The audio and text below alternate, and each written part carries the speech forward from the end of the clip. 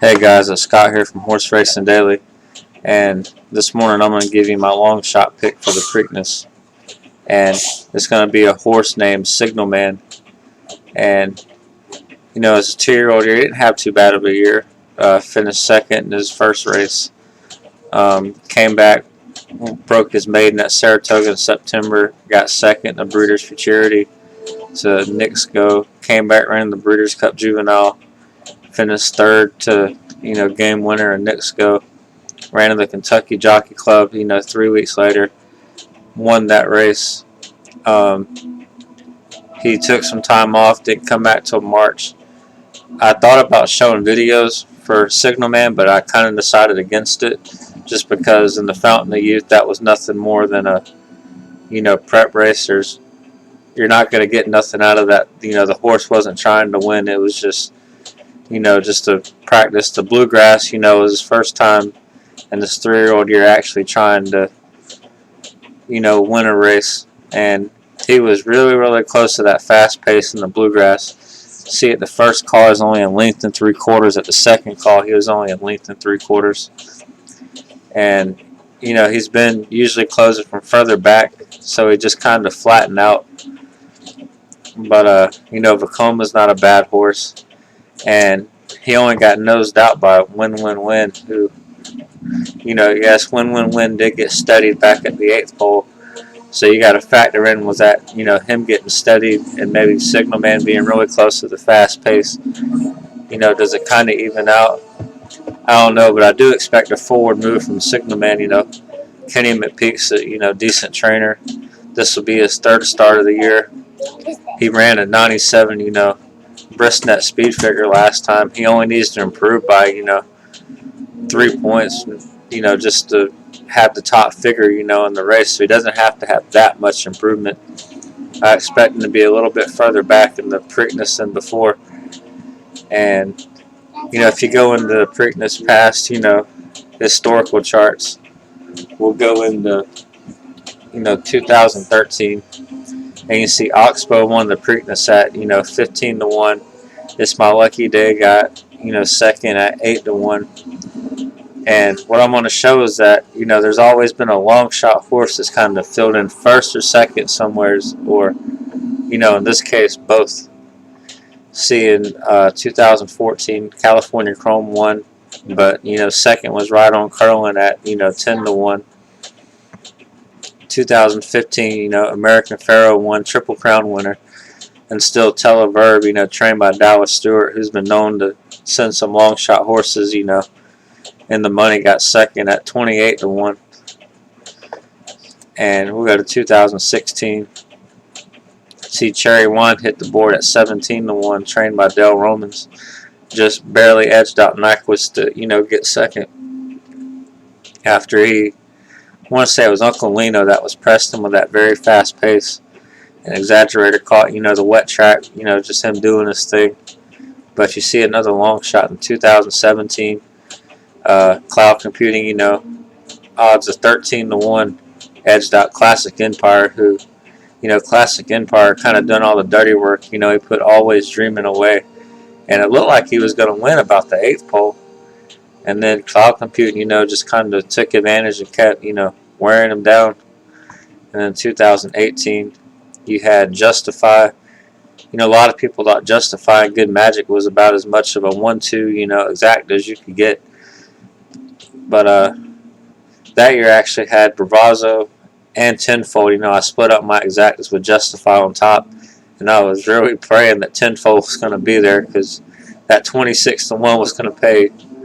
Actually, I think near about double. It was like I won like almost $800, but I could have won like $1,500 with Tenfold, but didn't happen. Still, Bravazzo got there, in second. But still, another long shot for second, and third in this case. But we'll go through the past performance for some of these horses. And see, in 2013, you had Oxbow won the Preakness, and he wasn't exactly coming off anything too impressive. He hadn't won since January at Fairgrounds. He's trained by D. Wayne Lukes. Finished 4th in the Ridden Star, 2nd in the Rebel, 5th in the Arkansas Derby.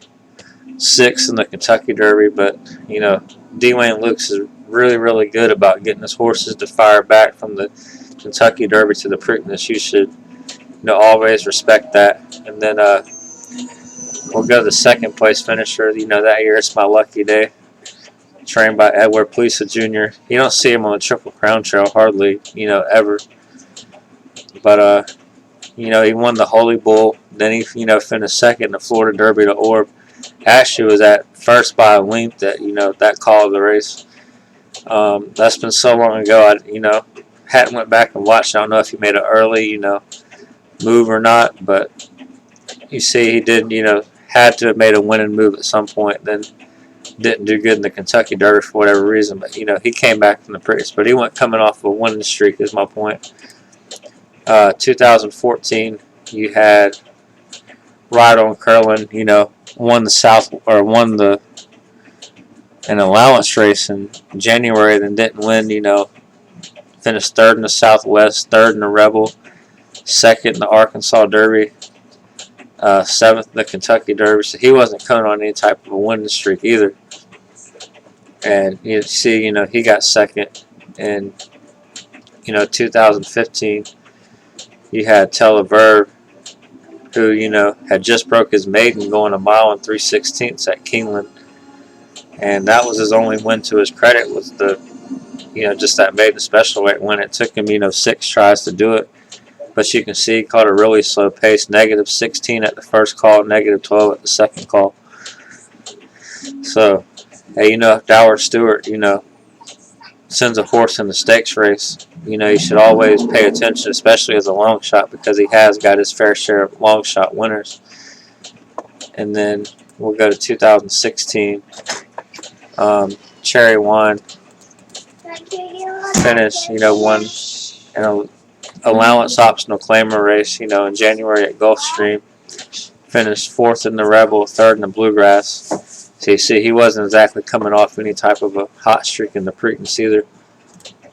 And then we'll go to 2017. And you had Cloud Computing, you know, trained by Chad Brown. Broke his maiden on February. Ran in the Gotham, got 2nd to J Boys Echo. Ran in the Wood Memorial, you know, finished 3rd to Irish War Crime Italian runner. But see, he didn't really come off of a winning streak either. And then, of course, in 2018, you know, Bravazzo won the Risen Star, but then finished 8th in Louisiana Derby and 6th in the Kentucky Derby. So he wasn't exactly coming off of, you know, too much of a hot streak either.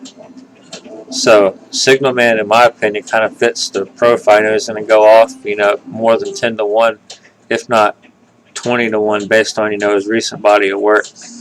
I expect him to sit further off the pace, you know, than what he did in the Bluegrass. And I think with Always Mining, Another Twist of Fate, Warriors Charge, you know, there's going to be a bunch of early speed in that race. So I see, you know, I'm going to predict a pace collapse in that race. And I actually was going to think about doing Bourbon War as my pick, but I kind of see him getting bet down to the, you know, 5-6-1 range. And, you know, in my opinion, that's not a, you know, long shot. That's decent value for a good closer, but, you know, I wanted to pick somebody that had a little more value. But, you know, that's my take on, you know, my long shot pick for the Preakness. You know, thanks, guys.